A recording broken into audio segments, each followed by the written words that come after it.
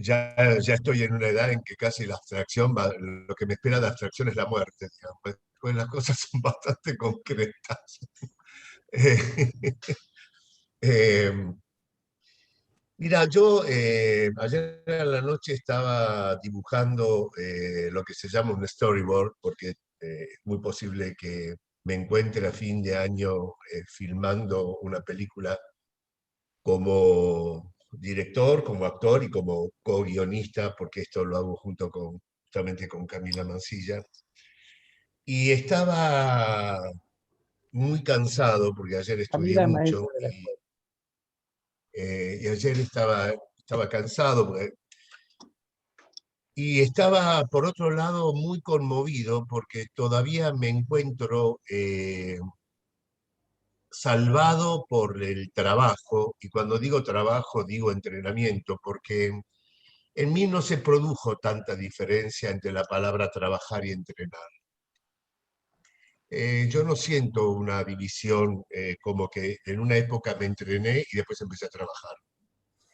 Yo encuentro siempre he encontrado un matrimonio entre el entrenamiento y el trabajo, porque siempre entendí el entrenamiento como parte del trabajo y el trabajo como parte del entrenamiento. De manera que no se me ha dado a mí esa sensación de entreno para trabajar. Para mí, entrenar y trabajar siempre fue un matrimonio casi donde no se hacía presente uno en la mesa, el otro se sentía viudo, digamos, o viuda. De manera que ayer me encontraba yo trabajando, entrenando, y pensaba qué cosa mi vida tan particular que sigo conmovido y con fe en, en, en hacer los deberes, ¿no? Eh, y yo me veía haciendo los deberes y me agarra tal ansiedad que siempre busco a alguien a quien mandarle que estoy haciendo los deberes. Porque he encontrado en el entrenamiento y en el trabajo siempre familia.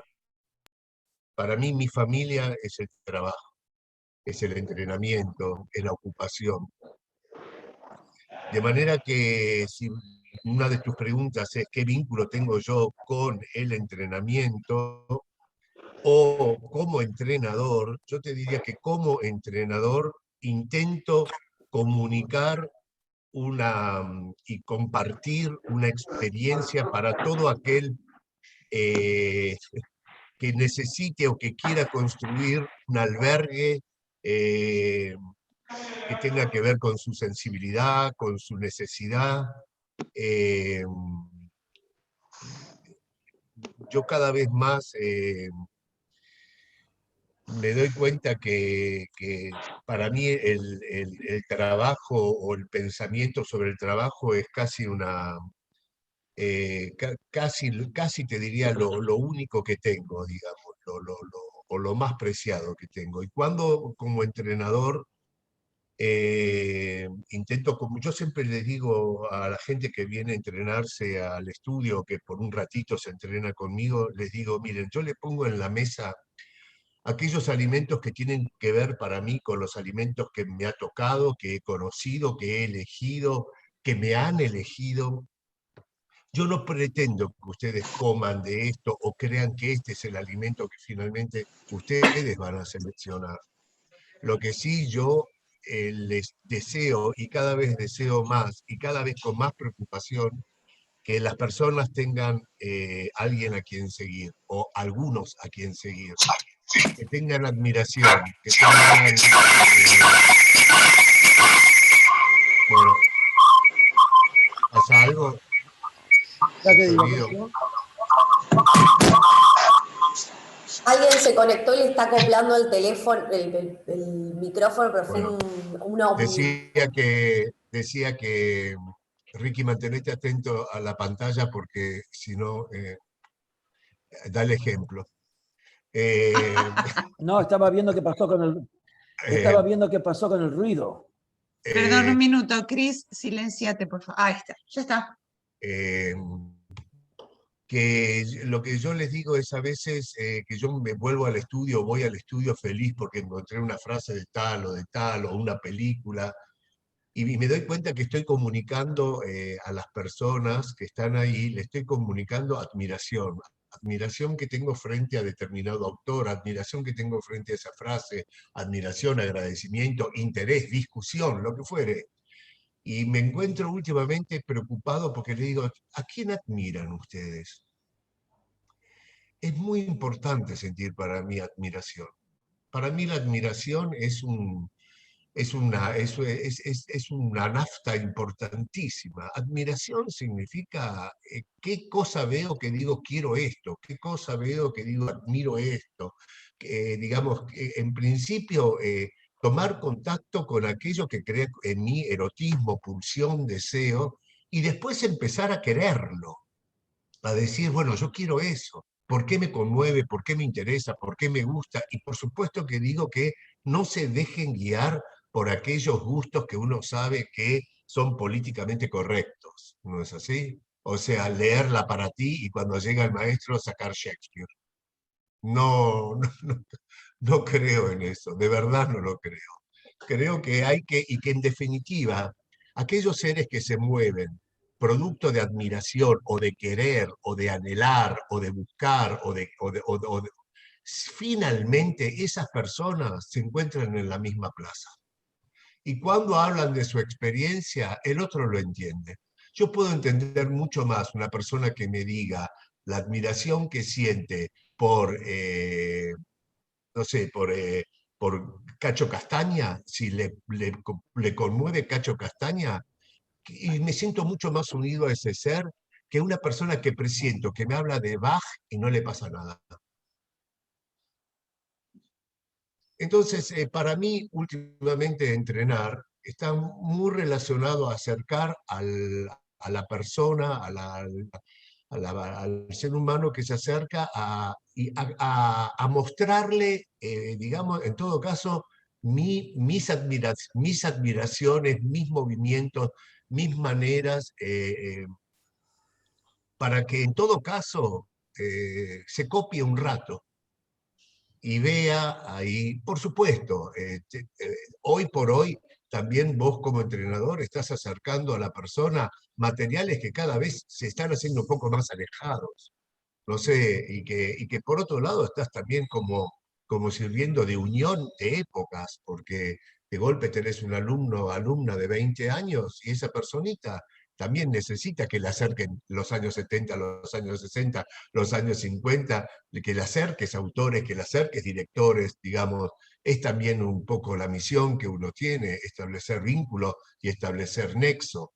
También debo decirte que añoro un poco el momento en el cual el alumno tenía, alumna, tenía un papelito o un anotador y anotaba todas las cosas que no sabía de las cuales está hablando el maestro y después las buscaba. Vos sentís que hoy hablas de algo y el alumno sigue de largo sin darse cuenta. Alumno, alumna, discúlpenme chicos, nací en el año 56.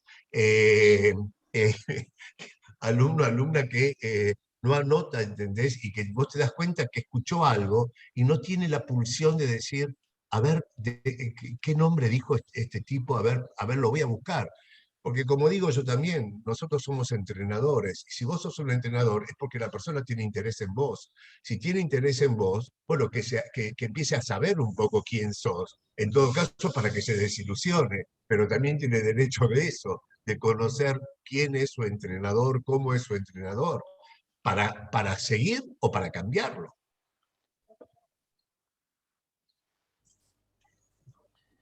Eh, Entiendo. No, seguí, seguí, seguí. no, no, no, que yo no sé muy bien si estoy por la senda que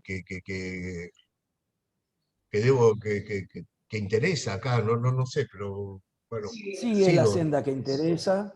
Y seguí. Yo creo que lo que estás hablando, lo completo, es algo de lo que hemos hablado mucho con Fer, que tiene que ver con la admiración, pero que tiene que ver con la época de ser soldado o soldada, a gusto, con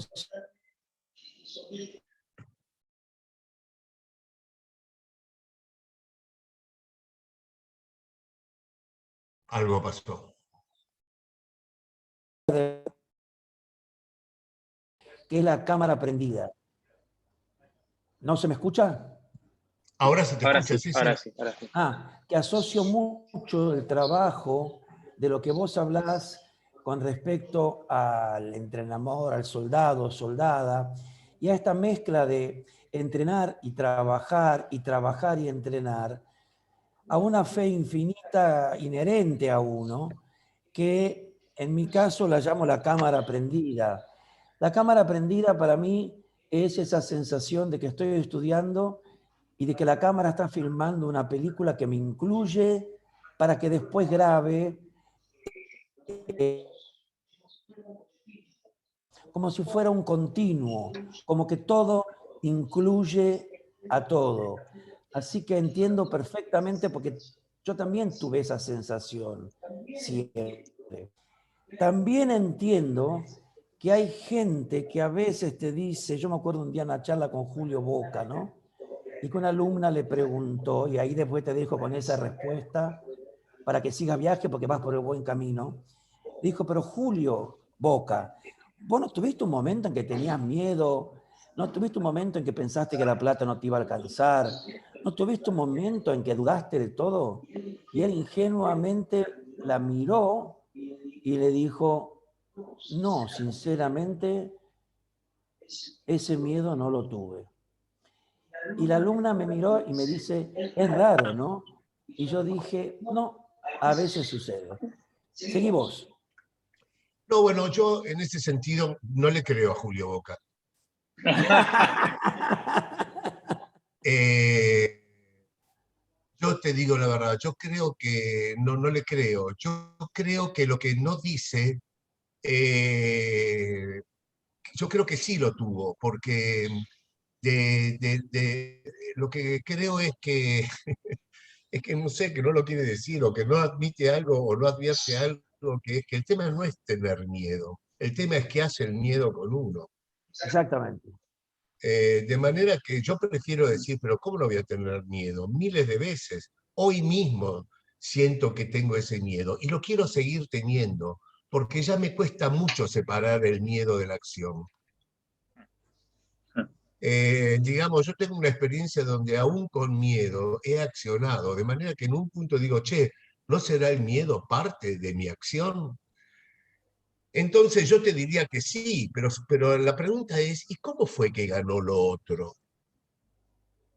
¿Cómo fue el gobierno? ¿Cómo fue transitar con ese barco donde tal vez había 8 marineros con miedo, no uno, 8 marineros con miedo? ¿No es así? Y quedaba uno solo valiente, por ejemplo. ¿Cómo fue que el valiente pudo, entendés, arrasar toda la marea con con los otros 7 miedosos? Y digo, bueno, eso está en el espacio tal vez del misterio. Yo prefiero pensarlo así, porque no querría yo que cuando uno tenga miedo se sienta criticado o diga, acá hay un problema. El problema en todo caso es si el miedo ganó. Y ese problema habría que saber chequearlo al final de la vida de ese ser humano. Porque tal vez diga, mirá qué bárbaro, porque tuvo miedo, mirá la vida extraordinaria que construyó. No lo sé. La palabra miedo es una palabra muy particular, ¿no? Que puede tener muchos sentidos, ¿no? A veces hasta el miedo es bastante, uno dice, qué lástima que no escuchaste al miedo, porque a veces el miedo puede conducir, digamos, yo diría yo diría que para vivir necesitamos valentía. El hecho de la vida es un hecho que requiere valentía. Eh, y la valentía también contiene el miedo, porque si no sos valiente de que, digamos, que forma parte. Inclusive yo entiendo, la pereza forma parte del entrenamiento, porque es aquello que te ayuda también a entender si estás haciendo o no estás haciendo. Digamos, son convidados de la mesa que vos decís, bueno, forman parte de... Yo me doy cuenta que yo tengo pereza, mucha pereza, pero tengo, tengo tal gusto por el entrenamiento que hasta me gusta cuando aparece la pereza porque me recuerda que soy un soldado trabajador. Eh,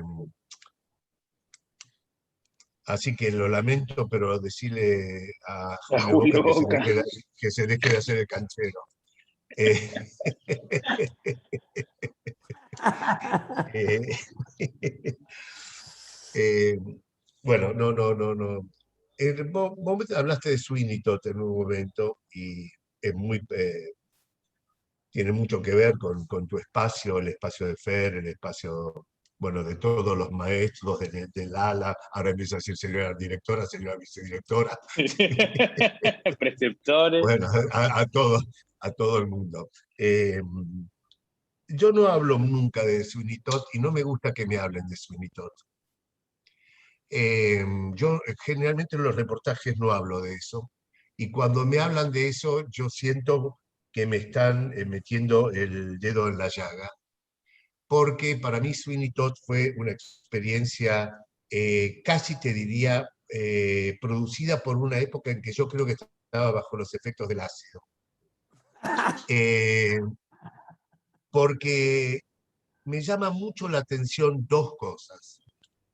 Siempre me ha llamado mucho la atención la, la decisión de hacer eso, ese trabajo tan difícil que fue Sweeney Todd, tan increíblemente difícil. Yo me pregunto, ¿yo estaba bañado de soberbia o bañado de estupidez o de ceguera? Yo no sé qué tipo de baño me di yo, pero estaba absolutamente, yo también creo que venía de muchas sensaciones de éxito y que eso me dio también una sensación muy grande de animarme a balanzarme a la ignorancia de alguna manera. Yo me acuerdo que yo me acuerdo de la audición que tuvimos con Favero, cuando lo invitamos e hicimos ese en Gorriti, ese encuentro para 30 personas, para yo exponerme casi a hacer un casting a 30 personas, a un espacio abierto. Es una cosa muy rara lo que yo hice, muy particular. Yo creo que, y yo te voy a decir algo, le voy a decir algo, te voy a decir algo que yo descubrí cuando hice Sweeney Todd. A mí no me gusta cantar. Yo no siento ningún gusto por el canto. Yo tengo condición, pero no tengo gusto. A mí me gusta algo del canto que tiene que ver con que el canto te salva a veces un sonido, una, no sé, pero a mí no me gusta el canto que transcurre en un tiempo determinado, en una, ¿entendés? Me gusta el grito, me gusta el ¡ah! Me gusta eso, me gusta esa sensación de que, pero ese A, distribuirlo en el interior de una partitura, para que la gente lo vea, me parece que no me gusta. No me gusta, no tengo gracia, no tengo el gusto de seducir con eso. Eso lo descubrí después. O mejor dicho, creo que lo descubrí mientras lo estaba haciendo. De manera que yo hice una experiencia de casarme y de encamarme durante 7, 8, un año con algo, ¿entendés? Donde no se me paraba. O parecía que se me paraba, pero, perdón, chicas, chicos, voy a cambiar de ejemplo, donde no me sentía potente. O sea, no se me paraba. Y eh, todo eso es algo que descubrí después. Pero aún así, me entregué a la labor y al aprendizaje Claro. de una manera muy plena. Y me llamó mucho la atención de mí mismo la capacidad que tenía de fracasar. Yo descubrí en Sweeney Todd que tengo mayor capacidad de fracaso de lo que yo creía. También descubrí que tenía mayor capacidad de aprendizaje de lo que yo creía. Y también descubrí que, por otro lado, soy una persona que es difícil que pueda comer una comida que no me guste y que no me dé cuenta. Que tarde o temprano algo se va. O sea, no soy una persona que pueda adquirir un oficio de una manera anestesiada. Fueron, Yo quiero para mí, agregar algo, Julio. para Yo mí quiero preguntar algo Sweeney Todd después. fue una de las experiencias más increíblemente fuertes que tuve en el oficio.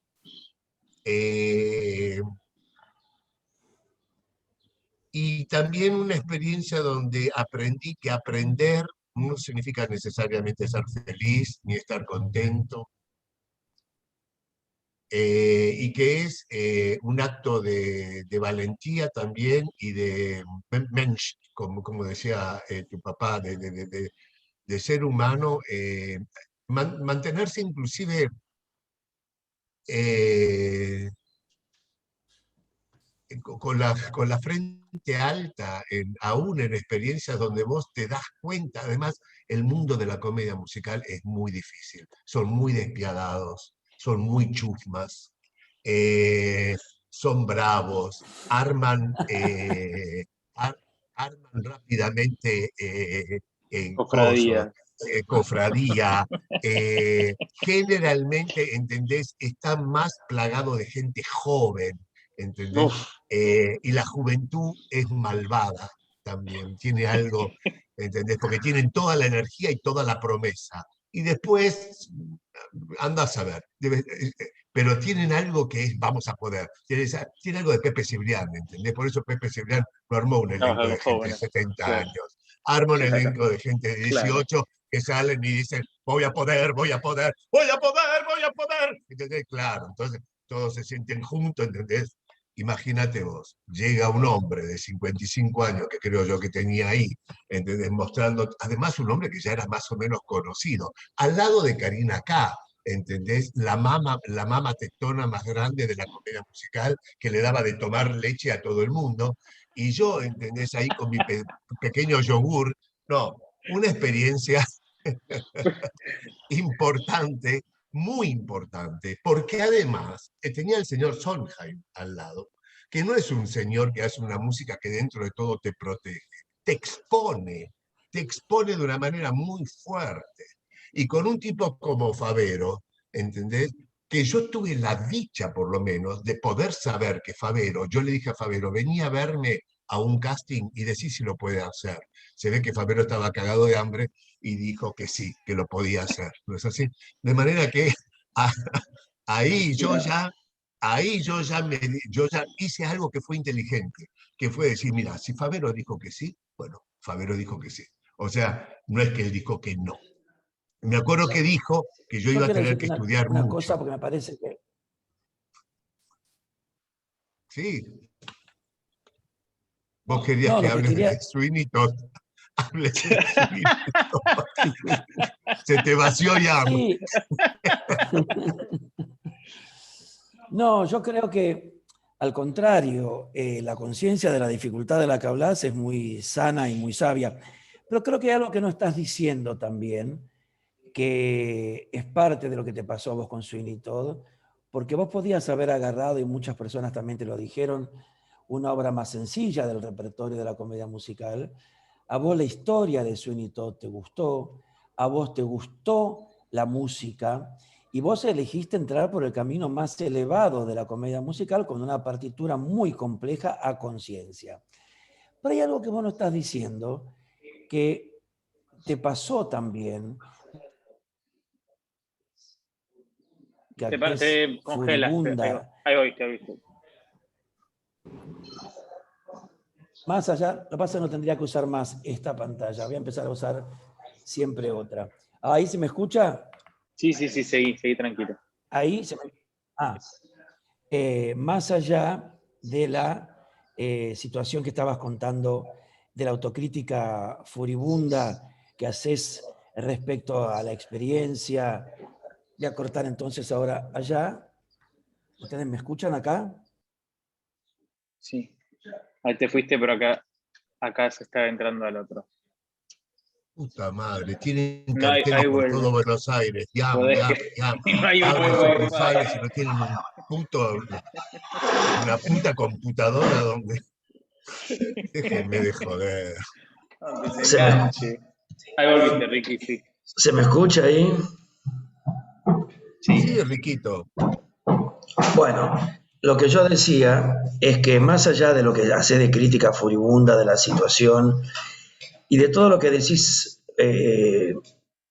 real de tu exposición al fracaso, vos eras consciente en ese momento y lo decías además, de que, cosa que me parece importante decir, cuando te produjo el espectáculo Nino Patalano y te dijo vos vas solo en el cartel, vos dijiste de ninguna manera voy yo solo, el cartel es con Karina acá, ella tiene el talento, yo debo ir al lado de ella.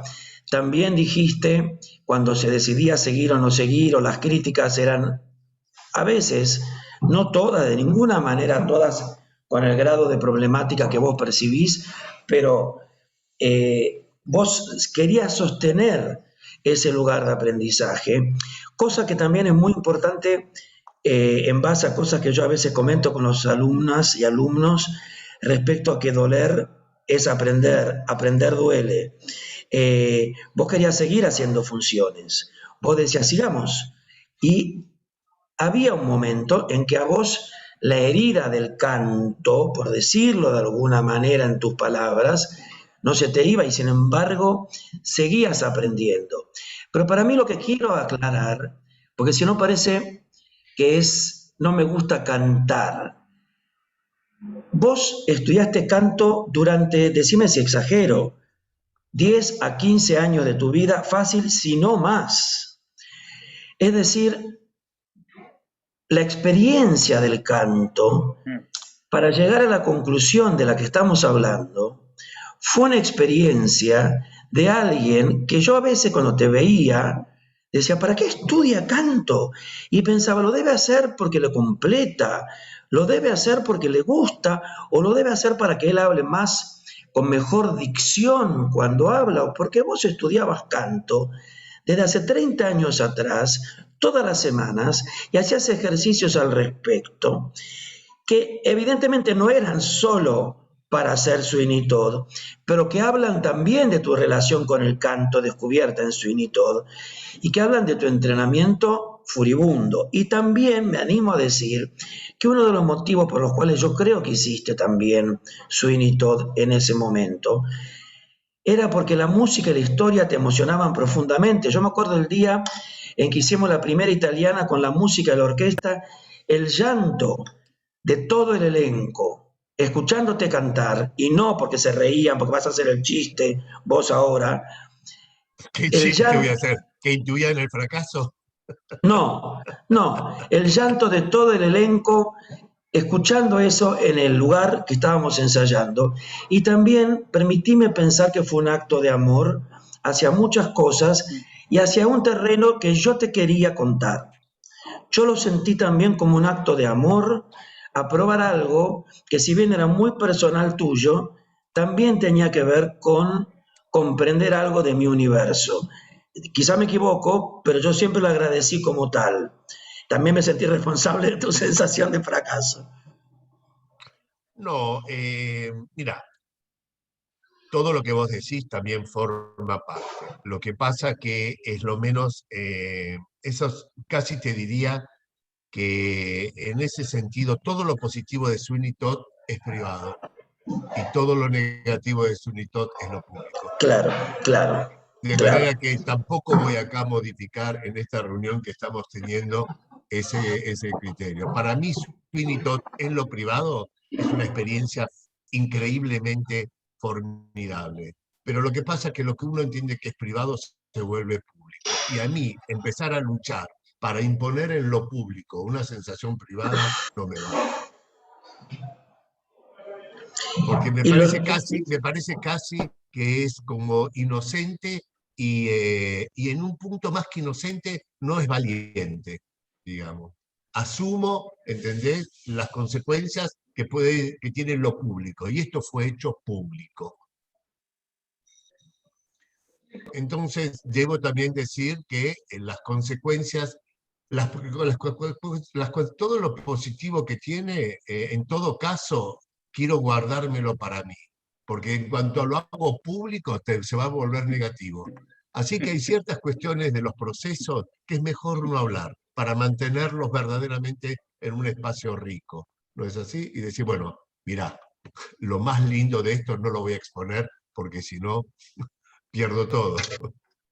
Yo quería decir algo y preguntarte algo, Julio, también. Yo que estuve desde que empezaba ese casting de Sweeney Todd, que hicimos como un workshop y después los ensayos, y me daba risa escucharte porque pienso que es un material tan jodido, el de Sweeney Todd, la partitura que tiene. Me venían imágenes cuando ensayábamos con Favero y yo viéndote a vos, pero como convirtiéndote en tiempo récord en un músico, digo, porque había algo de tu trabajo con la partitura también y con las cuetas y cuando cambiaba el compás, cosas que, y no lo digo con ningún orgullo ni nada, pero el día de hoy a mí me son absolutamente ajenas y me acuerdo que en ese momento yo te miraba y decía, ¿cómo, cuánta tarea? La imagen de afuera era qué tarea más grande la que se está metiendo. Y hoy a la distancia yo miro Sweeney Todd y miro la partitura y miro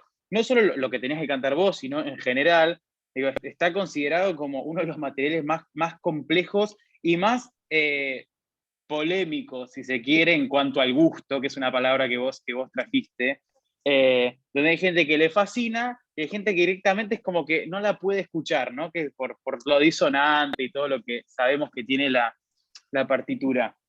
Hoy, pasando los años después de ese proyecto, dijiste algo que para mí fue increíble, que fue hasta que no pusiste el cuerpo de alguna manera, hasta que no te encontraste cantando en un musical, porque como decía Ricky, vos venías entrenando tu instrumento hacía muchos años, entre por otro lado, hay un eco. Hasta que no pusiste el cuerpo y no vivenciaste el hacerlo y hacerlo a fondo, por esto que decía hoy, porque de verdad que la imagen era que estabas ocupándote de todo y más también. ¿Te pasó alguna vez en otro proyecto que no tuviera que ver con la música, descubrir que algo del oficio no te generaba encanto, no te generaba gusto? Sí, yo querría... ahora que seguimos no hablando, qué sé yo, tal vez en algo me arrepienta de lo que dije. No me parezca del todo justo o del todo... ¿Viste cuando te compras algo y estás todavía a mitad de cuadra, que tenés tiempo de volver y decir, quiero cambiar algo? Me gusta más este color o lo que fuere. Y hay algo que yo querría, digamos... a mí me parece que a mí me gusta mucho el canto, la verdad es que a mí me hubiera encantado ser un cantante lírico. Creo que en Sweeney Todd me di cuenta que era muy tarde todo eso. Pero no es que a mí no me guste cantar. A mí hay un tipo de canto, de exposición teatral con el canto, sobre todo el canto lírico. Yo soy una persona que necesita un poco, tal vez, una máscara trágica para exponerse. Esas personas que agarran la guitarra y cantan a lo Piero, a mí me cuesta mucho. A mí me cuesta mucho. Pero no te sí, ves haciendo un Instagram cantando. yo siento esta experiencia, Fer, lo que vos me preguntás, la siento constantemente. Digamos, yo tengo constantemente la sensación que hay un tipo de oficio que a mí no me interesa. Y vos me dirías, ¿dónde? En cualquier espacio. Hay un tipo, una manera de establecer el oficio en una película que a mí no me interesa.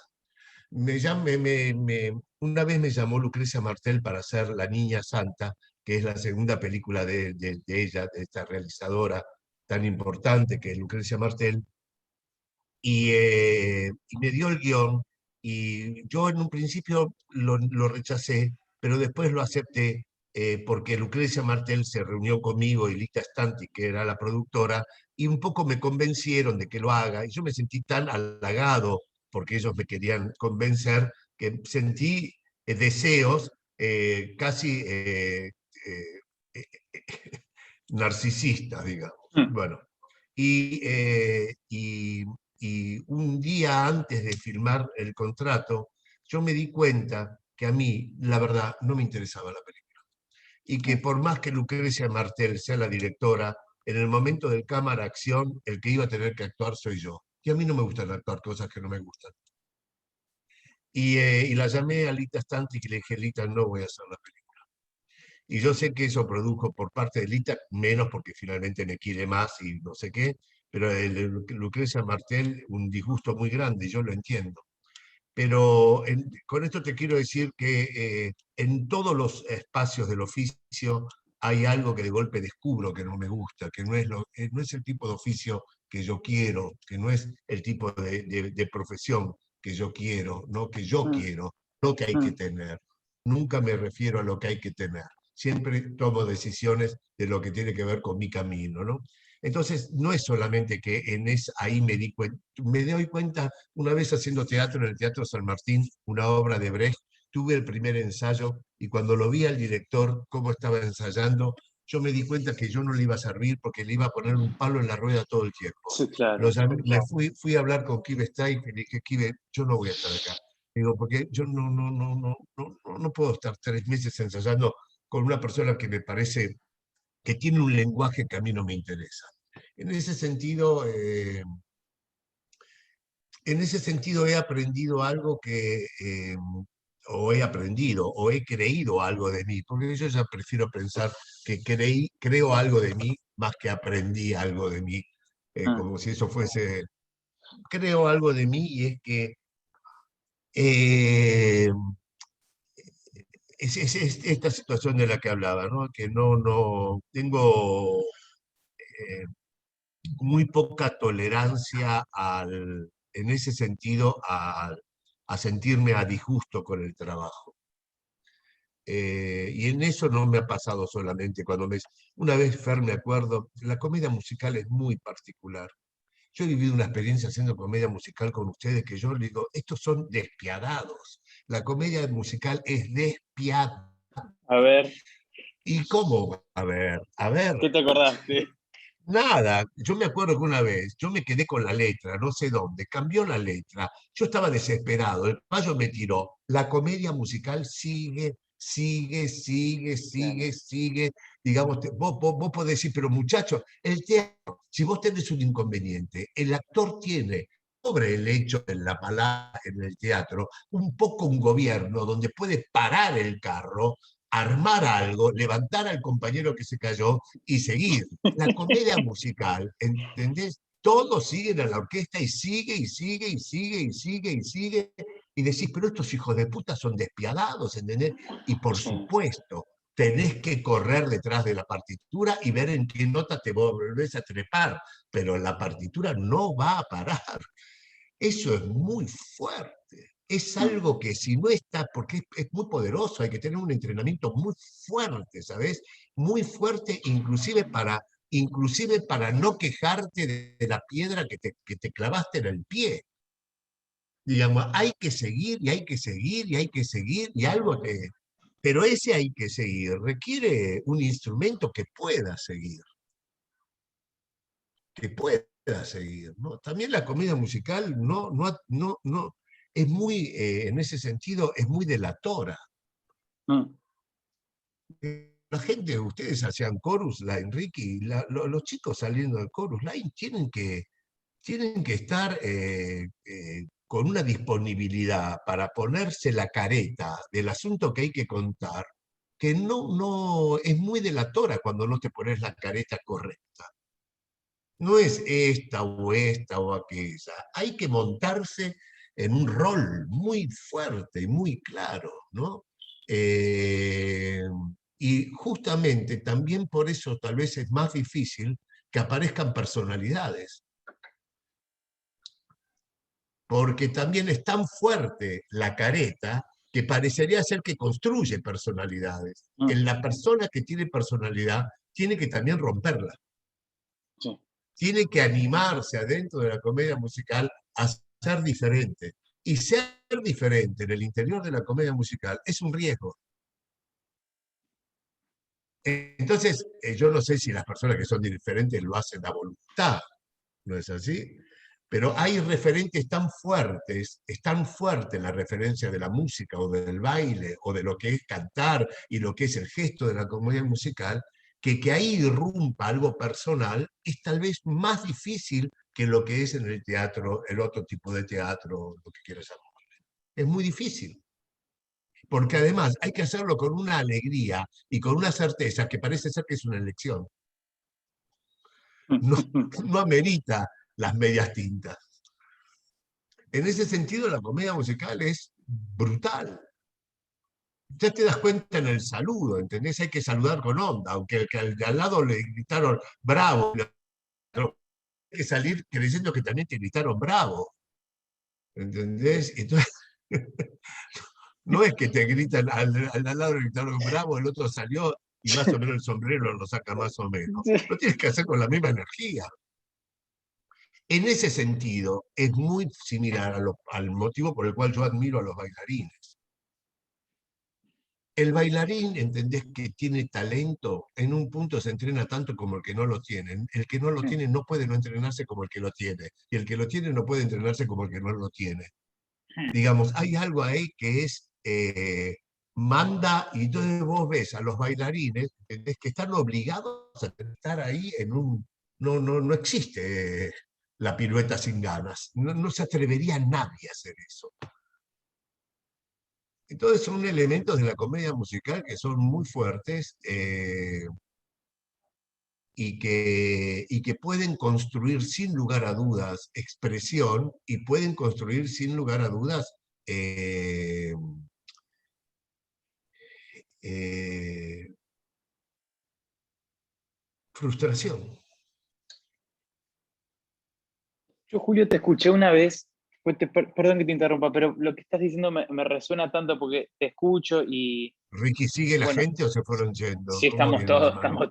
estamos pico de rating, estamos en el mejor Vos avisa, momento. vos avisame, Ricky, Cuando porque dijiste lo de Sweeney fuimos perdiendo un par de vacantes, pero pero está bien. no, yo te escuchaba, yo que te conozco más por lo que Ricky cuenta de vos y bueno, trabajando juntos y también esto que voy a contar fue en un verano que entrené en un seminario con vos y dijiste una cosa que para mí fue increíble porque yo siempre te asocio mucho en tu vocabulario, es tan preciso lo que decís que siempre va de la mano con lo que hacemos nosotros, que es lo que decías vos recién, ¿no? Como la nota que es la nota, el saludo que es el saludo, hay una cosa como la máscara, una ola que hay que montarse porque si no te pasa por encima. Y una vez estabas hablando de un ejercicio que alguien estaba haciendo de una escena y, y lo paraste, volviste a empezar, hablaste de algo y dijiste, ¿por qué piensan que la actuación no es como una partitura? Me dice, la nota también es la nota en la actuación.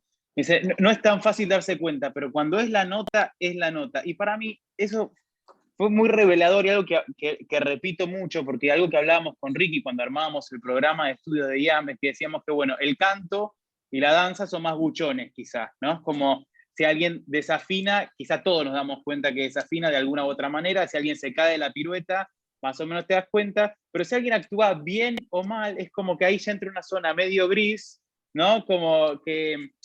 Y me acuerdo cuando vos dijiste eso, para mí fue muy claro, porque ordena también a la hora de entrenar. Digo, hay un objetivo cuando uno está entrenando un instrumento para contar algo o para trabajar un material de ficción o construir un rol o lo que sea. ¿Cómo crees que se, más allá, obviamente, estoy haciendo una pregunta enorme, ¿no? Pero digo, Sí, es una pregunta enorme, pero es una pregunta que hoy me preocupa muchísimo y me ocupa mucho en el entrenamiento y mucho porque en ese sentido, como bien decís vos, los grises aparecen mucho en el teatro, los puntos de vista, las particularidades, las épocas. En ese sentido, el hombre cambia mucho, el ciudadano cambia mucho, las tribus cambian mucho, las circunstancias cambian mucho y la manera del lenguaje en lo popular, en lo cotidiano, va cambiando mucho. Entonces, estamos ahí en una tierra de una proliferación muy enorme que es el hombre cuando habla. Cuando habla es el hombre cuando habla y es infinita las posibilidades que tiene. Lo que yo sí creo es, y ahí me apoyo absolutamente en Stanislavski en este caso, porque lo estoy estudiando y porque creo que él, como muchos, es cuando habla, justamente Stanislavski habla de la música. Cuando dice, tocando un tema que yo, pobrecito, a la gente que se entrena conmigo los estoy torturando, bueno, que dice de su vida y todavía comprende que él no ha terminado de entender lo que es el hablar, el decir en escena, que él advierte que ha trabajado toda su vida, ha preparado su instrumento, pero advierte que todavía la vivencia que él comprende, que él siente, que él presiente, en el momento en que se transforma el lenguaje expresivo, o sea, en forma hacia el afuera, algo él siente que no termina de poder articular lo que le pasa con esa manera de hablar. Y vuelve a decir que sigue prisionero de formas teatrales, de pretensiones teatrales que impiden que la palabra se comunique, y ahí dice, hasta que fui el otro día a escuchar música y comprendí que la vivencia contiene música. O sea, no una música anticipada, sino cuando vos ves un ser humano que está comunicando una vivencia, esa vivencia tiene musicalidad, tiene tiempo, tiene cadencia, tiene forma, tiene altos y bajos, tiene una manera de ser comunicada. Y que el actor tiene que intentar de estar preparado para que esa musicalidad se produzca. O sea, que él dice que hay en el interior de la vivencia una orquesta que está esperando poder sonar. Pero cuando digo esto, no es una música anticipada. Los seres humanos, cuando vos lo ves en la calle y dice, por ejemplo, Nati, la perra, Nati, la perra, la manera en que dijo eso es música. El actor tiene que percibir que hay algo ahí que necesita ser expresado y distribuido en el interior de una forma que Stanislavski dice que es musical. Vos decís, hay algo en cómo lo dice que no es así, hasta que decís, eso es. ¿Eso es qué? Eso es la música de la experiencia. Esa es la música de la experiencia comunicada con esas palabras. O sea, y él dice, qué vergüenza, hace 50 años que subo al escenario y estoy equivocando, ¿qué hice con el texto? ¿Qué hice con el texto? Porque comprende que el texto está, entonces, él hace una unión muy importante entre lo que puede llegar a la experiencia y la palabra. Julio, yo te quería decir algo porque me quedé muy sorprendido con lo que estás diciendo, muy sorprendido, porque esas cosas que pasan en la vida... ¿Para bien o para mal, Ricky? No, para bien, para bien. Porque... Decilo rápido. No, porque pasa que yo no sé si soñé hoy a la noche, creo que lo soñé. Es increíble lo que te voy a contar ahora, porque creo que lo soñé, o si no, lo pensé, pero estoy sorprendido por esto. Vos fíjate, primero voy a contar a qué me refiero. Yo hoy en la noche creo que soñé o pensé respecto a la chance de una posibilidad de viajar a España, vos sabés que esto es concreto y real, y hacer alguna obra en España a la brevedad. Pero la haría como director y como productor, nunca como actor. No, creo que lo soñé. Pero soñé que yo tenía que ir como actor y que me decían que yo no hablaba español. Obviamente no hablaba español. Se dieron cuenta. Pues se dieron cuenta rápidamente. Mirá cómo está evolucionando el público español. Y lo que yo pensaba era, no, yo aprendo rápido los idiomas y los acentos y el lenguaje. Y lo que le decía a la persona es, y yo aprendo también la música inherente a ese idioma. Yo entiendo que si estoy hablando, y le hacía ejemplos de varios idiomas, imitando la musicalidad, siguiendo este ejemplo que vos diste. Pero Neri, la perra, yo le hablaba en un español, actuando, pues hombre, que lo que yo creo, digo, usted se da cuenta que yo me doy cuenta que estoy hablando con acento español, y me decía, y ahora pruebe francés. Ella, y así era. Ahora, es sorprendente porque yo pensaba que no hablaba, y es verdad que toda mi vida yo tuve una enorme rapidez para aprender idiomas, porque lo que comprendía era la música del idioma y no las palabras. Y con la música, una persona como yo, que tiene un poco, vamos a llamar, de chanta o de... Ahora, es muy sorprendente porque vos estás hablando de algo que para mí es lo mismo en el propio idioma, porque la musicalidad y la orquesta inherente a nuestro propio idioma no puede estar anestesiada por el solo hecho de que sea nuestro idioma. Hay que estar con el oído perceptivo de que los roles y la orquesta de nuestro propio idioma requieren también sonar en las circunstancias no tan cómicas como lo que yo soñé, sino de esto que vos decís. Es muy, pero muy atractivo el tema, porque además, en términos de clases de canto, cuando yo trabajo el canto como director, no como maestro de canto, no hace falta ni aclararlo, yo las clases de canto que doy, eh, como una canción a nivel ni siquiera interpretativo, te diría teatral como director, lo que digo es, estás demasiado preocupada por querer crearte una imagen en la palabra, como si dijeras arbolito, pececito, y querés tener imágenes de pececitos. La palabra decila que suene en la nota que tiene que sonar, pero escuchá la música, sé música. La música, si está bien escrita, te va a decir lo que tenés que actuar. Me parece que vamos en un camino similar, lo que estoy diciendo, aunque estoy abriéndolo bastante, No, pero porque claro, la única diferencia de lo que vos contás es que en todo caso el cantante tiene la suerte de que la vivencia está construida en la música ya y que él tiene que comprender cómo esa vivencia está ahí. A veces con el tema del texto, sin la música. La vivencia es una experiencia que hay que construir o que hay que terminar de comprender y cuya musicalidad te da mucho vértigo porque es un acontecimiento. Acontece una musicalidad producto de que hay una experiencia y un texto. Este acontecimiento en la música es en un sentido más peligroso. Aparenta que la estás cantando, pero se esconde más, digamos, la ignorancia en todo caso. ¿No es así? En el teatro, si bien, si no cantás, vaya cucha, se terminó, si cantás, tal vez vas a ser un profundo ignorante toda tu carrera de cantante. ¿Por qué? Porque como cantás, parecería ser que entendés.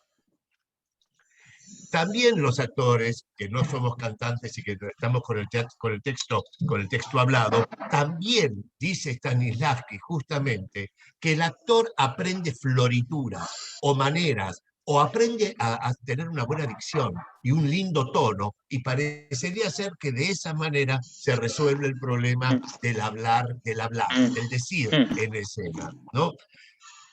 Yo en este momento como entrenador estoy muy fascinado, muy interesado con eso, porque además eh, advierto, y ahora nos metemos en la época de la pandemia, si querés, que era un tema que vos querías hablar también, que la expresión está siendo profundamente atacada por muchos lados. y que hay algo de, que te diría, de la artesanía del vivir artesanalmente, ¿no? Que está siendo atacada, ¿no? Yo me doy cuenta que todos estos temas, inclusive empezamos a estar, por esta situación de la pandemia, perdiendo el espacio donde esto pueda uno llegar a ejercitarlo, ¿no? Que no es para mí el espacio del Zoom, el lugar para experimentar esto de lo que estoy hablando, ¿no? Hay algo del cuerpo en el espacio, del cuerpo al aire libre, casi te diría del cuerpo expuesto al mundo que se siente relegado. Esto, hoy por hoy, me gustaría más ser el hombre en la intemperie, teniendo que soportar el viento y la lluvia, que el hombre protegido mirando una computadora, ¿no? Verdaderamente añoro eso.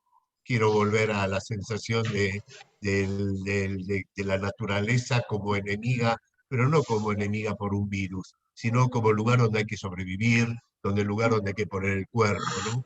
En ese sentido, hoy, esta situación que la entiendo y que por supuesto que se la agradece y todo, yo no soy, no digo no quiero computadora, no quiero Zoom, no, en muchas cosas, pero tengo miedo, no es así, de que por algún motivo se me esté restando, se me haga más paralítico de lo que en verdad debería ser, ¿no?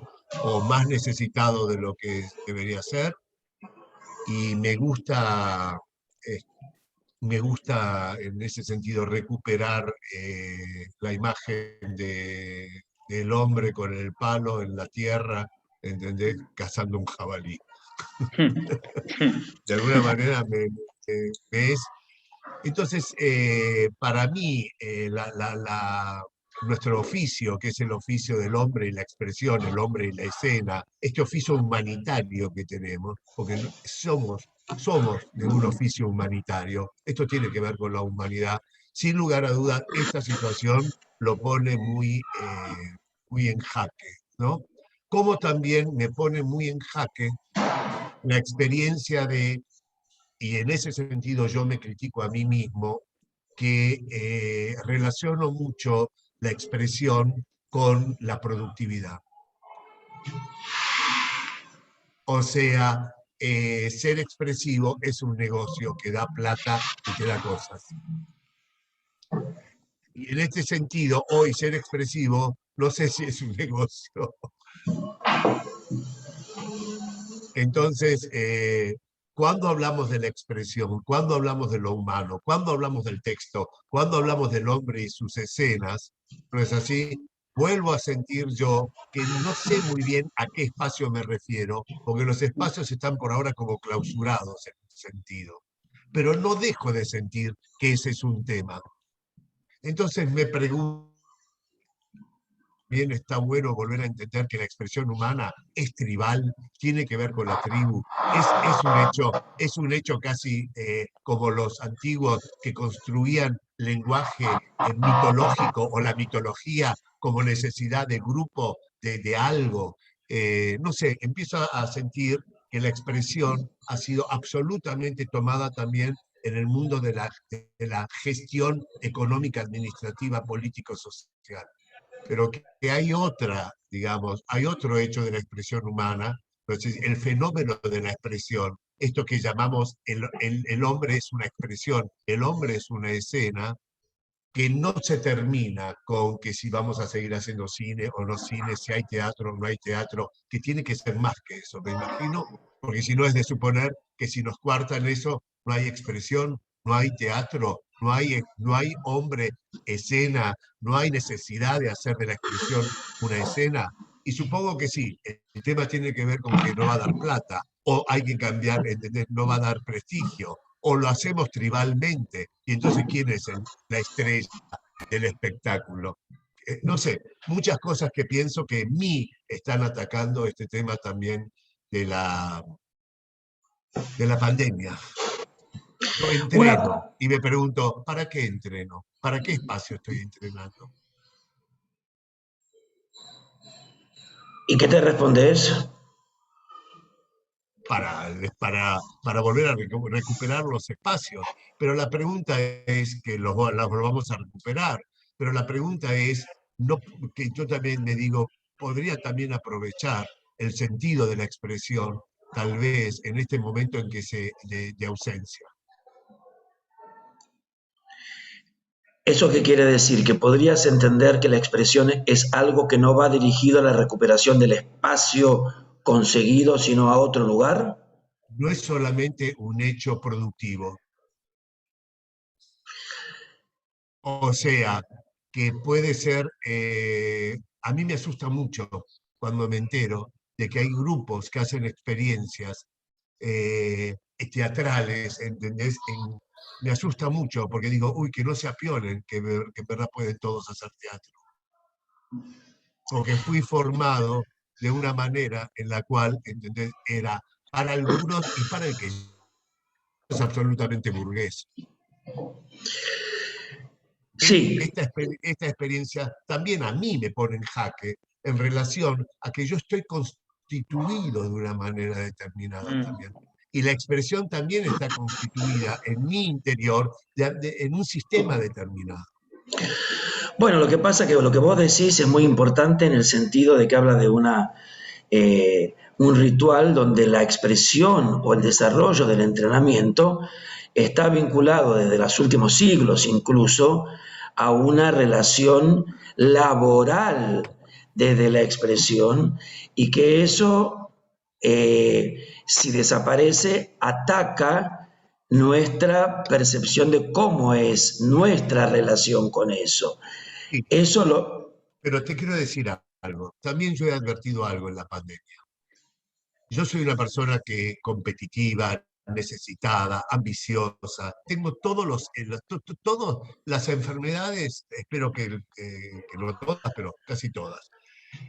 Pero también he advertido que por algo mágico de la vida, que no sé qué mierda es, nunca fue todos estos temas más importantes que mi desarrollo en el mundo de la expresión.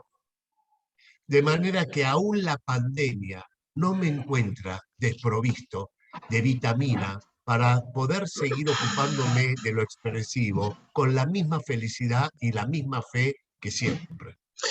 Y Bien, y yo, eso también es producto de que yo en el tiempo me doy cuenta que he adquirido en la misma labor, en el mismo hacer, la justificación.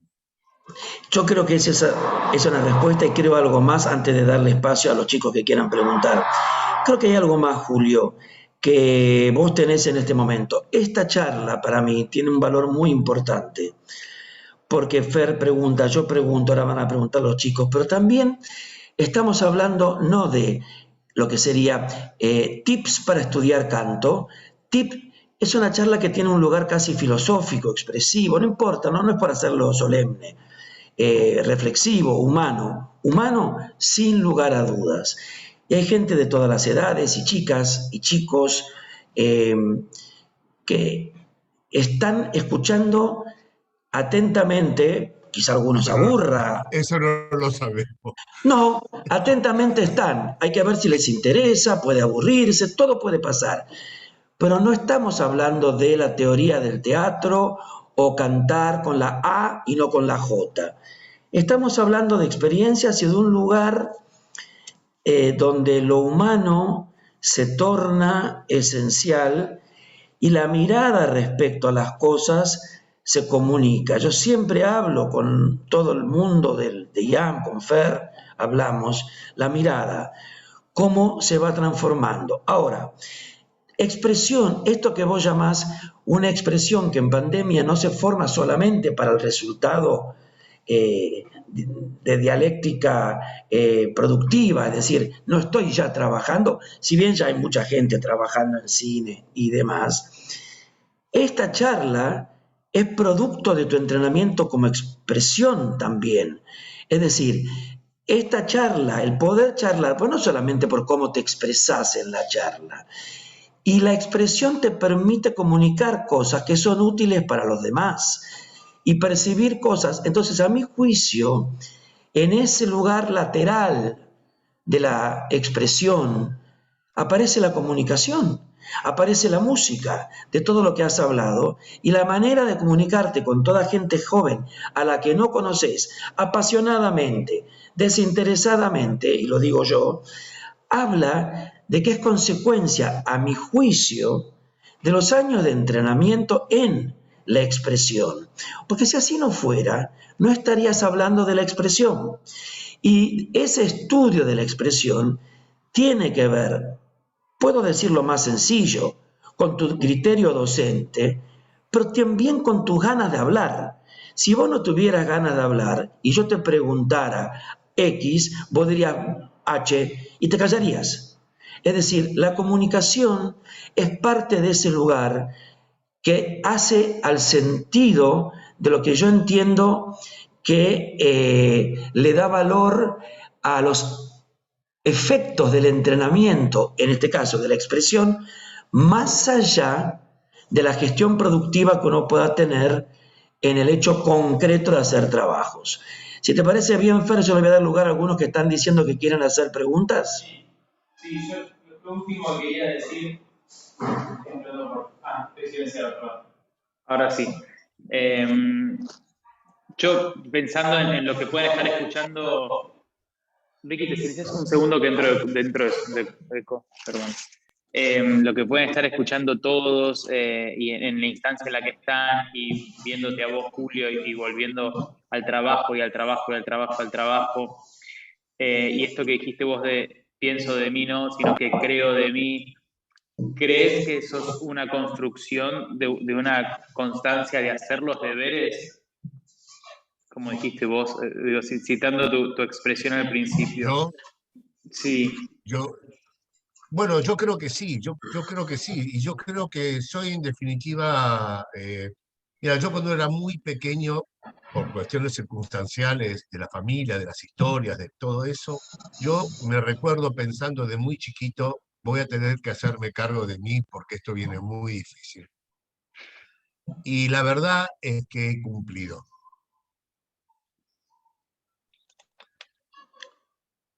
Hecho. No solamente he cumplido, sino que sigo cumpliendo y tengo la certeza de que eso que yo, ese pensamiento, me lo he tomado en serio. ¿Y querés que te diga algo? Yo creo que hay cosas en la vida que hay que tomar en serio, que cada cual dirá, pero la seriedad existe.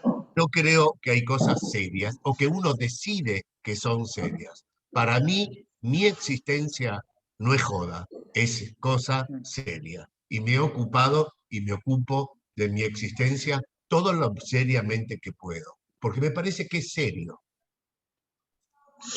Julio, vamos a darle lugar a las preguntas y vamos a contestar rápido. Lulú Trota primero, por favor, y se prepara Micaela Siqueira, por favor. Oh, ¡ay, Ricky! Hola, hola a todos. ¿Que soy muy severo? No, Se lo tomó en serio. no. Se lo tomó en serio. Eso sí, Sos se lo sin tomó. lugar a dudas, sos un gestor de la puta madre. Ah, gracias. Lulú Trota, bueno. Bueno, hola Julio, hola a todos. Primero quiero decir brevemente que estoy como muy emocionada o conmovida por la reunión. No sé si es una pregunta la que quiero hacer, si no es como, creo que tiene tinte de pregunta, pero tiene que ver con lo que hablaban recién de lo expresivo y cómo lo expresivo se puede convertir en algo, digamos, productivo a nivel económico. Yo creo que, y es una pregunta también, si lo expresivo es meramente económico, o sea, si es una búsqueda expresiva por conseguir, pues, digamos, un objetivo que tiene que ver con lo productivo a nivel económico, si en un largo plazo eso no se cae, ¿no? Porque como artistas entiendo que la expresión tiene que ver con una cuestión de supervivencia, como una cuestión de que estamos atravesados por lo expresivo a un nivel casi que sin escapatoria. Entonces, lo que me pasa con esto que que están hablando ustedes y vos, es que no lo puedo evitar vincular eso como con lo que hablabas al principio del miedo, ¿no? Como a veces, o a mí en lo particular me pasa que el miedo o todo lo que es como ser tentativo a nivel expresivo me atraviesa, como mantengo la expresión en un lugar como muy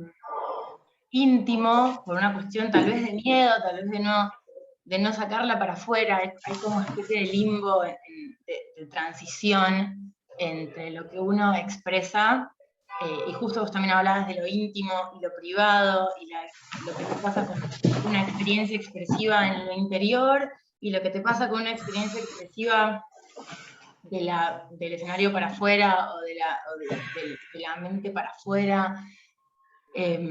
No sé bien cuál es la pregunta, pero es No, como... no es necesario que lo veas con claridad cuál es la pregunta. Yo te estoy escuchando y me aprovecho para decir, para corregirme en algo, si es que quedó entendido así. Puede haber un ser humano, y yo no sé si no soy yo mismo, que lo único que quiera es estar bien económicamente. Eso no es índice de que no va a ser arte. El fenómeno de la expresión finalmente no pasa tanto por tus decisiones tampoco. No es que decido hacer arte, voy a hacer arte. Decido hacer economía, no. Es muy posible que una persona le preguntes, ¿y qué te movió a hacer esa obra? Me pagaron muy bien. Me dicen, no, pero no sé, a mí me pagaron muy bien y como me pagaron muy bien, hice esto. En ese sentido digo, cuidado, porque no estoy construyendo, no quiero que quede construido como la idea que tengo, una idea romántica de desapego a lo económico. No quiero decir eso. Quiero decir que en el momento de la construcción artística, en la cual a veces formamos parte íntegramente y a veces no formamos parte íntegramente, porque algo forma parte que vos decís que es, no sé, ¿no es así? Algo es artístico o no es artístico en sí mismo y que muchas veces no pasa por la intención romántica del arte por el arte o el arte por la economía. No pasa a veces por eso. Quiero dejarlo porque si no parecería ser que estoy diciendo que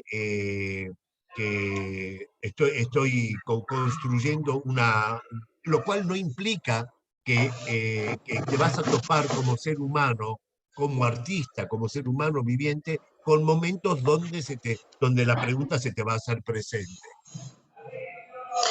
Bueno, yo o te el agradezco. problema se te va a hacer presente. Vamos a ir a Micaela Sequeira, después Santi Di Giorgi. Soy eficaz, ¿vieron? No, Gracias, Ricky, Ricky. es increíble. Te voy a poner para la organización de la vacuna del COVID. Perfecto. Pase Micaela, pase Coso. Micaela Hola, Julio, Sequeira, ¿cómo te pase. va? Mi pregunta más Hola, que Mica. nada, ¿sí? ¿Me escuchan? Sí. ¿Sí? Sí, mi pregunta es la siguiente. Más que nada citando algo que dijiste vos, que me pareció maravilloso. El miedo no será parte de mi accionar cuando estábamos hablando del miedo y cómo nos limitaba. En este caso, mi pregunta es la siguiente. ¿En qué momento de tu vida vos sentiste que el miedo dejó de ser una limitación y empezó a ser un motor para crear desde ahí, desde ese punto de vista? Mira, no quiero estropear mi funcionamiento. En ningún momento dejé de sentir que el miedo es miedo y lo respeto como miedo. Creo también, y que el miedo no me escuche, que ya tengo una estrategia para saber cómo convivir con él. Pero no me quiero hacer el canchero y decir que yo lo gobierno al miedo. Así que prefiero no cometer hibris y mantenerme en un lugar donde el miedo sigue siendo un Dios a quien yo respeto y le tengo miedo. Porque imagínate quién carajo soy yo para que el miedo se entere que yo creo que lo tengo dominado. ¿Sabés lo que va a venir, no? Va a venir una venganza fatal. Y Así que siguiendo, lo que digo es como una manera de creer algo, es una manera amorosa, pero prefiero mantenerlo también al miedo en un lugar importante, ¿entendés? Y no decir, yo hice una alquimia y ahora uso al miedo. prefiero que Claro. el miedo también forme parte de algo misterioso, que está ahí, ¿no es así? Que forma parte y que tal vez, ¿no es así? Como lo he respetado y lo sigo respetando, no me come, no me muerde, ¿no es así? Mantiene una relación, digamos, por ahora respetuosa conmigo. Entonces no querría serme el gobernador absoluto de decir, he aprendido a gobernar el miedo, he aprendido a usar al miedo, porque la verdad es como para decir, entonces deja de ser palabra miedo. Le estoy sacando la Claro. característica al miedo, que en un punto tiene que ver con lo oscuro, lo que no se sabe, lo que se desconoce. Imagínate vos quién carajo soy yo para decir, he gobernado a lo que se desconoce. Bueno, soy un boludo, Totalmente. digamos. Gracias. Y, Un boludo sin miedo. y una cosa importante, cuando dijiste cometer ibris, varios escribieron para después averiguar qué quería decir. Yo veía... Hibris. Hibris es No, lo no, que no, llaman. no. Vamos a dejarlo que lo averigüen, ¿por qué no? Ah, sí. Vamos a dejarlo que sea una palabra que sonó y que todos vayan a sus cursos a decir qué es hibris. Vamos a Creo escuchar. creo que es con H-Y, si lo buscan, creo. Perfecto. Vamos a ir a Santi Di Giorgi y después a Liborel, porque se me van. Si me salteo alguien me avisa porque todos no van a llegar. Bueno, hola, ¿se escucha? Sí, Bueno, Sí, ¿qué te tal, escuchamos. Julio? Primero, muchas gracias. Yo tengo una pregunta que la tengo anotada acá, que me quedó en cuanto a lo que es el tema de la musicalidad. A mí me pasa que tengo como una especie que creo que tenemos todos como seres humanos, el hecho de tratar de etiquetar o bajar todo el tiempo a tierra lo que tenemos en nuestra cabeza. Entonces, como dijiste que era una, me pasa que en relación al subtexto, yo lo tengo anotado como, podría decirse que la musicalidad y el concepto del subtexto, del decir una línea, van de la mano. Es Sí. decir, hay puntos de conexión, es más fácil sentar raíces en ese concepto como para no perder la cordura de nosotros como seres humanos a la hora de bajar conceptos y no volar tanto. Es decir, poder acercarse un poco más a ese concepto de la musicalidad. Sí. Es muy acertado lo que decís. Sí, señor. Para mí es así. De todas maneras, es algo que yo voy comprendiendo. Yo no querría armar ley para todos. Yo prefiero decir que esto puede ser útil para cualquiera, pero no para todos, entendido de esa manera. Por ejemplo, Claro. yo te estaba escuchando, Santiago, y yo decía, mirá cómo la naturaleza de Santiago, su color, su humanidad, su cabeza, su particularidad, se expresa a través de unas pausas que hace en el transcurso de su relato o de su pregunta.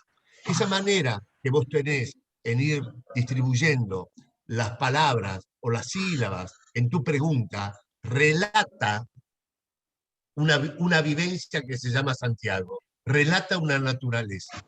En cuanto yo intento copiar un poquito la manera en que vos tenés de ir distribuyendo musicalmente estas palabras, en la manera en que yo pueda copiarte, voy a ir comprendiendo algo de tu humanidad. Porque algo tenemos los seres humanos, y eso creo que sí que lo tenemos todos, y es, yo no puedo entender lo que hace una vaca, yo no puedo entender lo que es ser un toro, pero puedo entender lo que le pasa a un ser humano. ¿Por qué? Porque yo lo puedo copiar. Y copiando algo de lo que él hace, yo puedo capturar una vivencia, puedo capturar una experiencia. De manera que vos, en la misma manera que tenés de ir distribuyendo tu pregunta, estás manifestando que hay una vivencia, hay una experiencia que se llama Santiago, que en ese momento vos estás en contacto de poder empezar a comprenderla. Otra cosa hubiese sido, si hubieras dicho, disculpa, una pregunta, de alguna manera yo me puedo relacionar esto con lo que es el subtexto. Esa manera de ir distribuyendo, esa manera de crearle música a lo que vos decís, también, si yo la repito, tomo contacto con una naturaleza determinada, con una vivencia determinada. De es manera que excelente. sí, llamale Santiago subtexto, llamale vivencia, llámale sostén, llámale como quieras, ¿no? Es eso que aparece, que finalmente es tan importante, porque para nosotros que nos dedicamos al arte tiene que ver con lo que aparece, con lo que acontece, ¿no es así? Que es un asunto que está buscando lenguaje. Un asunto que está buscando lenguaje. El problema es que el lenguaje no agote, no ahogue al asunto, ¿entendés? No se crea superior que el lenguaje. Y ahí estamos nosotros en el medio, ¿me entendés? Intentando construir o hacer un matrimonio de dos soledades. Un lenguaje sin asunto es como un viudo, y un asunto sin lenguaje es otra viudez. Y lo que uno intenta hacer es construir matrimonios. Lo que digo yo es que la música es un lugar donde se producen matrimonios. Perfecto. Muchas Vamos gracias. a ir, me parece que me salteé a David Frías. Vamos a tener para máximo 3 preguntas, incluidas estas. Díganme quiénes son las otras 2 personas que están. Ya te digo. Después de Santi, seguramente Julio otro día va a volver y vamos a tener más. David, no lo veo. Eso es un medium, sos ahora, Ricky, Sí, va a volver Julio, lo voy a volver a convocar. Yo soy gestor, soy medium y hago Medium. la vacuna COVID, soy el que reparte. Todo eso soy yo. Julio dijo que va a volver. Sí. Julio le manda un saludo a Cristina. Dice. Sí, es así. David. Viene para que te digo, viene David, después Nicole y después Cecilia Castro. Ok. ¿Se me escucha ahí? Sí, David. Ah, ¿qué tal?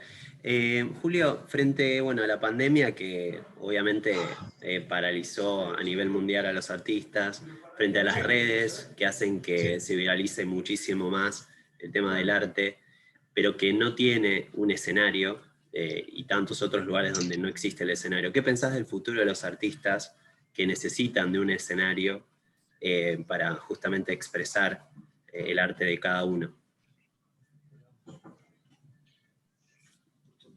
Que no van a tener ese espacio, que va a aparecer. Si como decís vos, es una necesidad, va a aparecer. Por algún lugar se va a ir gestionando y va a aparecer.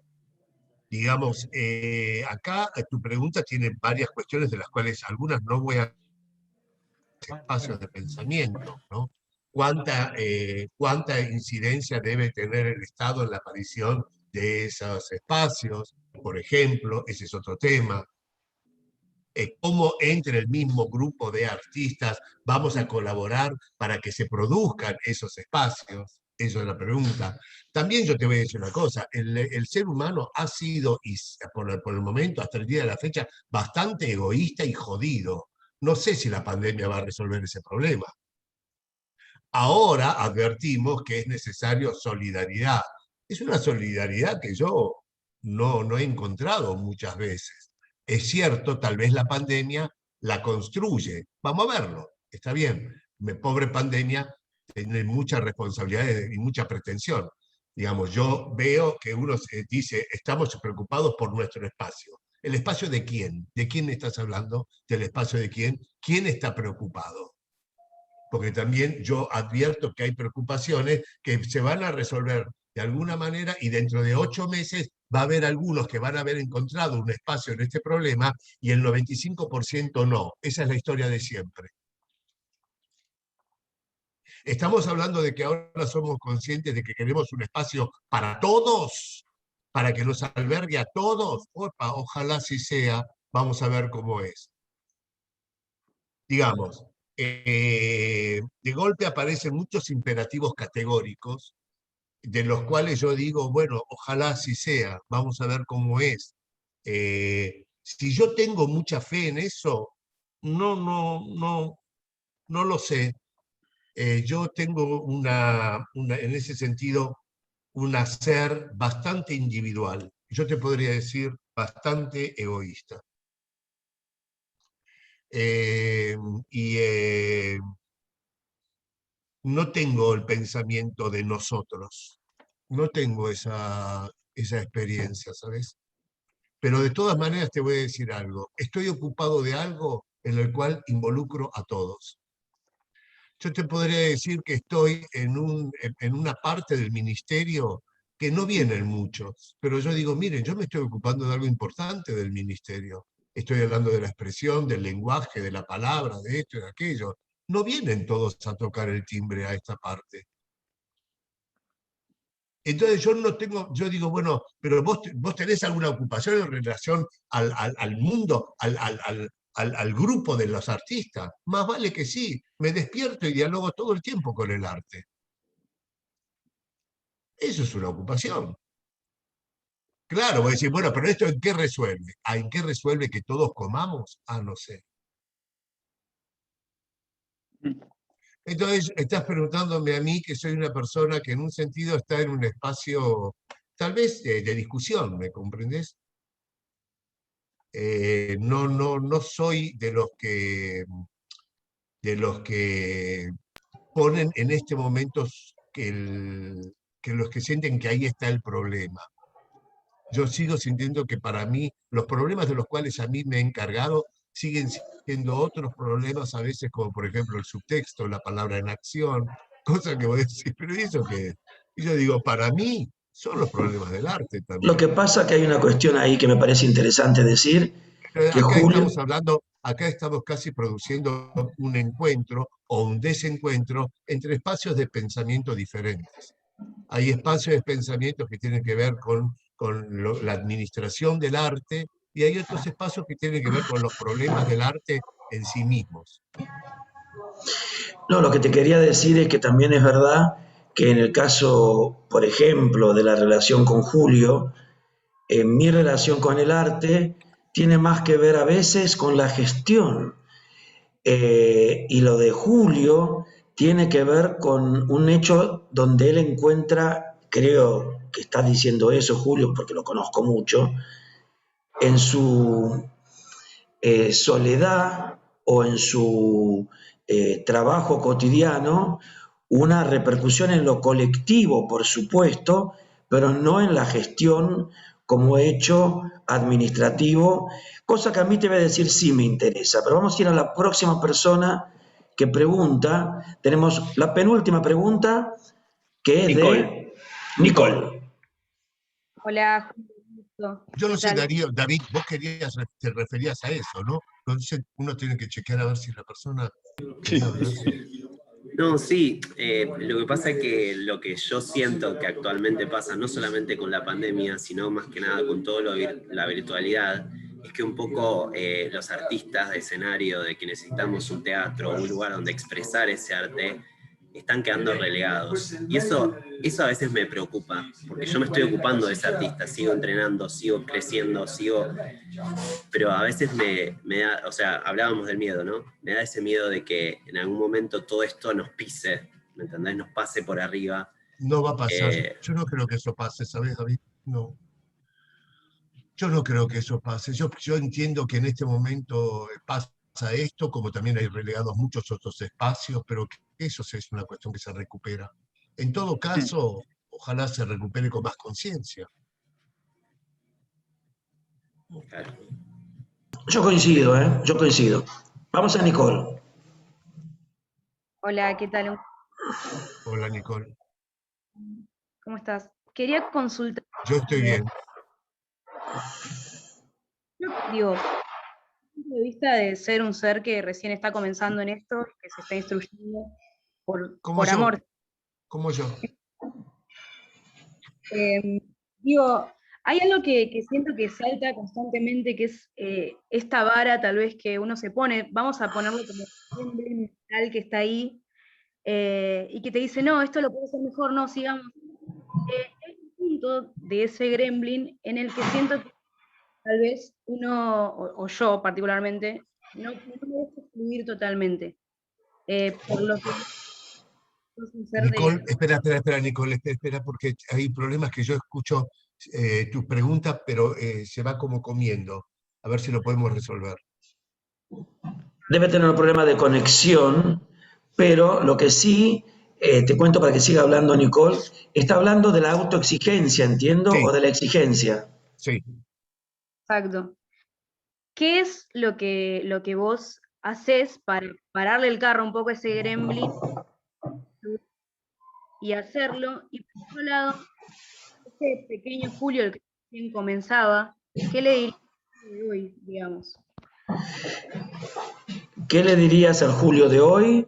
Es una pregunta. Y la otra pregunta, cuando aparece la alto exigente de la vida, la alta exigencia, ¿cómo la vas frenando? Bueno, mira, yo te voy a decir dos cosas que pienso en relación a cuando una personita como vos, que sos tan joven y seguramente tan talentosa, plantea cuando dice la autoexigencia. A mí me parece que si no es autoexigencia, ¿qué va a ser? Es autoexigencia. Vos estás hablando de un exceso de autoexigencia. Bueno, ahí te puedo decir que ahí intervienen a veces para mí algo que es la soberbia, y que no es exigencia, sino es soberbia. De decir, ¿entendés? Y ahí yo vas a tener que chequear vos si es soberbia o autoexigencia. Decirte, che, esto puede salir mejor, no me parece que está nada mal. Ahora, decirte a vos misma que tenés una opinión de vos mucho mejor de lo que haces, yo te diría, y bueno, tal vez ahí hay soberbia. No lo sé, vos tendrías que ver, número uno. Número dos, con este tema de no te exijas tanto, ¿viste? Bueno, no te exijas tanto, no te exijas. La gente muchas veces te dice eso porque se aburre de tus problemas. Entonces, es una muy buena manera de que el otro te manda a guardar. Bueno, no te exijas tanto, porque tienes las pelotas llenas, ¿entendés? De que vos manifiestes tus problemas. Entonces uno te dice, bueno, por eso te digo, a veces los problemas que uno tiene con uno mismo no hay que comentarlos, porque la gente se aburre. ¿Entendés? Entonces empiezan a decir cosas, autoexigencia, es que sos muy autoexigente, Nicole, dejá de hacer, no seas tan exigente, tienes las pelotas llenas de escucharte, ¿entendés? Entonces vos digas, bueno, está bien, los problemas que tengas con el arte, conversarlos con los artistas, y decime vos, ¿qué artista que admirás no es exigente?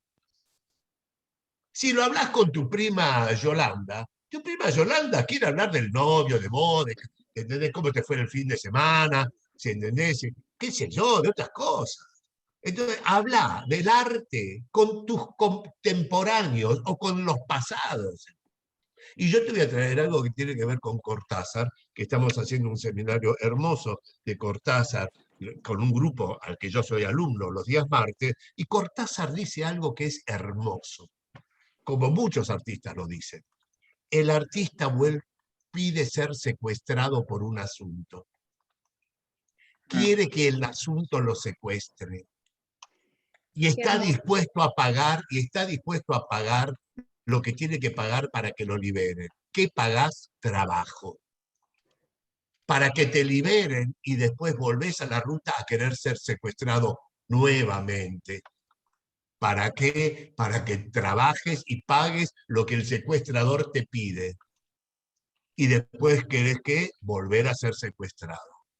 Si eso no requiere exigencia, ¿y qué querés que hacer? Si estás buscando algo tan hermoso como ser secuestrado por un asunto, entendés que eso mismo te haga trabajar, te haga florecer, bueno, sí, merece que vos digas, che, esto es difícil, aquí hay que poner laburo. Ahora, si sos tan soberbia que a partir del primer paso, ¿entendés? Dices, ay, pero me duelen las piernas. Bueno, no seas tan exigente. Bueno, vas a tener que charlar un poco con tu grupo interno porque hay problemitas. Entonces yo te diría que en ese sentido, agarra a los grandes, agarralo a Pessoa, agarra a quien a vos te guste, agarra a los Beatles. Y me gustaría saber, no sé, ya digo los Beatles como si fuesen modernos, la reputa que me parió.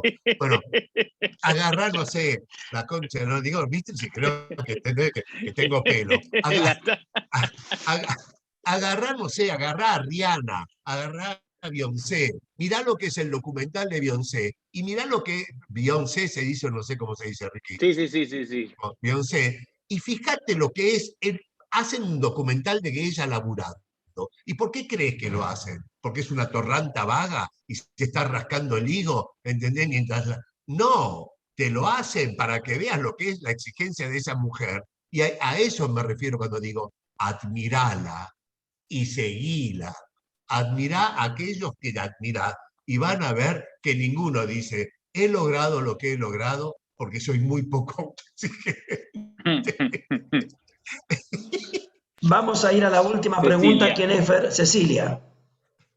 Castro. ¿Me escucha acá? Ahora. Sí. Bueno, primero que nada quería agradecerte por la charla y segundo quería preguntarte sobre el talento, porque yo he estado en otros estudios, además de IAM, y he escuchado a profesores decir, vos no tenés talento o vos no servís para esto. Y yo quería saber si el talento es algo con lo que se nace o también es algo que se puede hacer, que si yo lo trabajo, lo puedo llegar a tener. O es algo que se nace y cualquiera lo tiene. Mira, te voy a contestar, yo no, te va a contestar el señor Stanislavski. Stanislavski dice en el año 40 y pico, 30 y pico, no sé cuándo, mierda, dice, nace un genio cada 100 años, una persona muy talentosa cada 10 años, una persona con condiciones cada año, un idiota cada mes y un estúpido cada hora. Ahora, con esto, sobre todo la primera parte, el talento, primero, el talento no es genialidad. El talento es un matrimonio donde intervienen muchos factores. Inteligencia, sensibilidad, condiciones que construyen un ser que vos decís talentoso. Talentoso porque tiene además la condición de poder unir en un espacio varios factores determinados y hacer una producción donde todos intervienen, ¿no? Eso puede ser trabajo. El talento puede ser, a veces la gente dice, talento versus trabajo. Es una estupidez. Justamente el talento forma parte del talento el trabajo. Si no estamos hablando de genios, estamos hablando de esos seres que de golpe voy a decir, bueno, este come con los dioses todo el día, y hay gente que come con los dioses. No hay que ser resentido. Yo conozco gente que voy a decir, mira, banquete que arman en el Olimpo, banquete que lo invitan a este hijo de puta. Yo no formo parte de esas invitaciones, pero debo decirte que el abuelo, por si le interesa, le comento que mi abuelo fue alumno de Cortázar. ¿Cómo no me va a interesar? ¿Quién es la persona que escribe eso? Una alumna nuestra. Ah, sí, claro que sí, porque es de Chascomús, porque él fue maestro en Chascomús, tengo entendido. Perdón, soy yo. Mi abuelo es de Chivilcoy. De Chivilcoy, perdón. Claro. Ay, qué lindo, ay, qué emoción, qué lindo. Bueno, mi abuelo por suerte está vivo y siempre me cuenta un montón de anécdotas de él, me cuenta de sus poemas, un montón de cosas. Ay, qué envidia que te tengo, Cata, la puta madre. ¿Puedo decir que es tío mío? ¿Te jode si empiezo a mentir? Entonces, lo que te quiero decir, mira, la persona que te dijo, mira, es una frase muy fácil de decir y muy fácil de comprender. Es una frase maldita. Esa persona que te dice, vos no tenés talento, es una frase maldita. Más te digo, es tan maldita que a veces cuando me dicen que lo dicen, yo tengo dudas. ¿Por qué no puedo creer que haya gente tan estúpida? De que diga eso, ¿con qué finalidad? En todo caso, deben ser solterones del arte, o gente, ¿entendés? Que, no sé, que están devolviendo con la misma moneda. No sé, yo jamás, ¿sabés lo que pasa? Me parece tan descabellado eso, que no sé qué ser humano puede decir una cosa así a una persona que está intentando construir algo en su vida. Ahora, que yo he asistido a gente que no puedo entender cómo le han dado tan poca capacidad, ¿entendés? Y luchan tan denodadamente que en un punto dan ganas de decir, alguien le puede tocar el timbre para decirle que haga algo porque es mucho el sufrimiento y poco digamos, la producción. Pero por otro lado me digo a mí mismo, ¿y quién soy yo para determinar cuál es la capacidad de sostén que tiene esa persona? Y si esa persona es feliz aunque no la saquen nunca a bailar, y vos digas, pero tiene sentido pintarse, ponerse el vestido, todo, para ir al baile, y que no te saque a bailar ni siquiera el rengo, el último rengo que está ahí atrás, ¿entendés? Así, y que cuando le dice rengo, dice, no, con esa no quiero bailar, si se puede tener tan mala suerte. Y vos decís, ¿y quién soy yo para determinar que ese ser? Porque tal vez le digas, che, ¿por qué venís? Porque quiero, pero no te sacan a bailar. No importa, me gusta venir.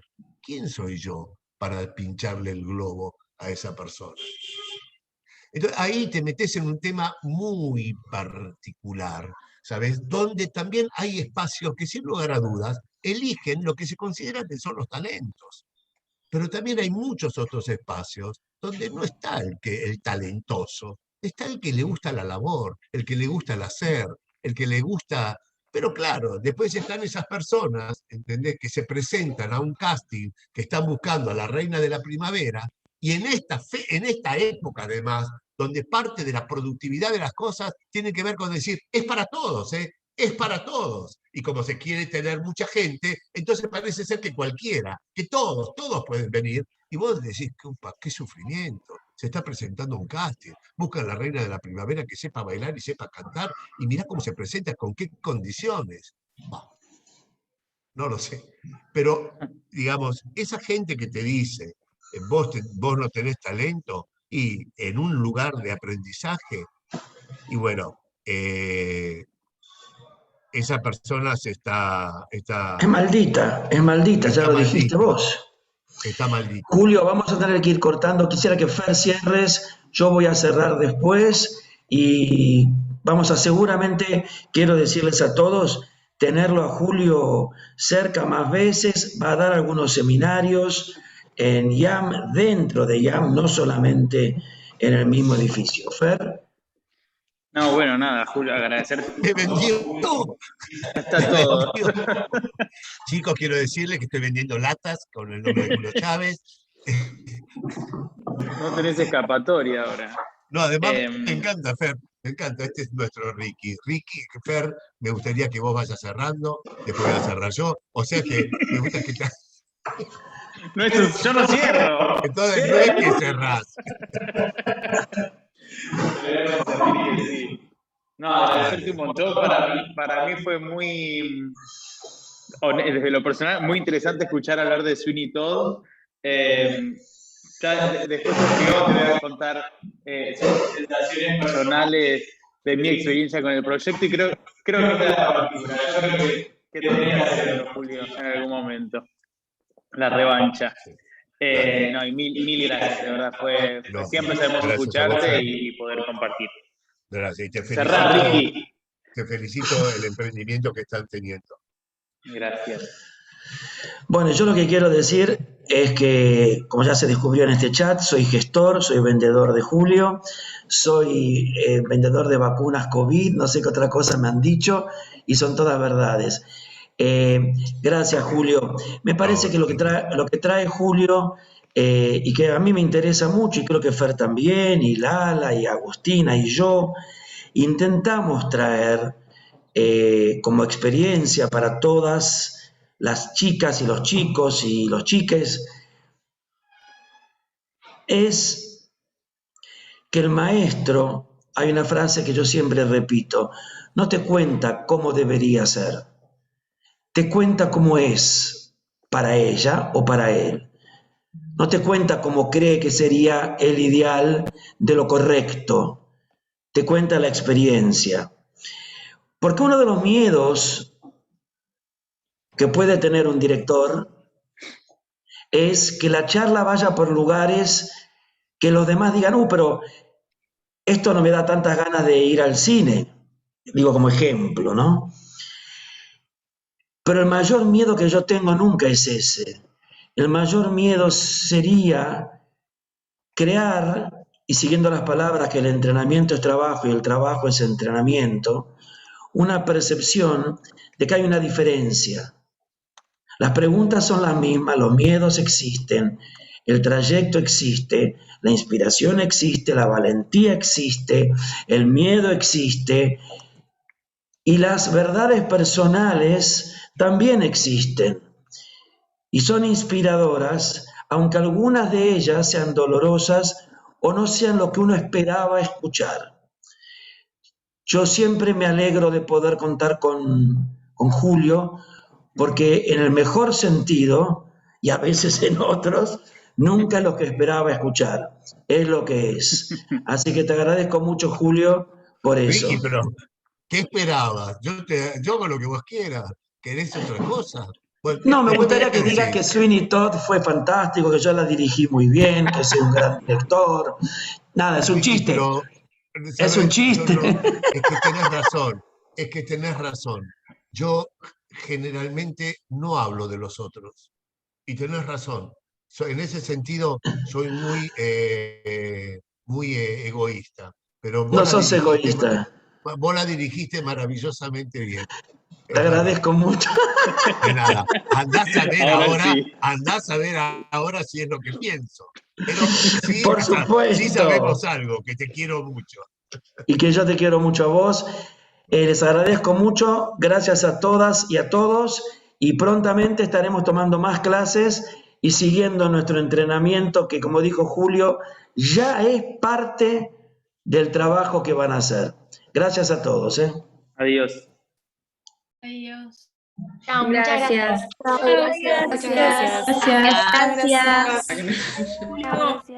Gracias. Gracias, buen día.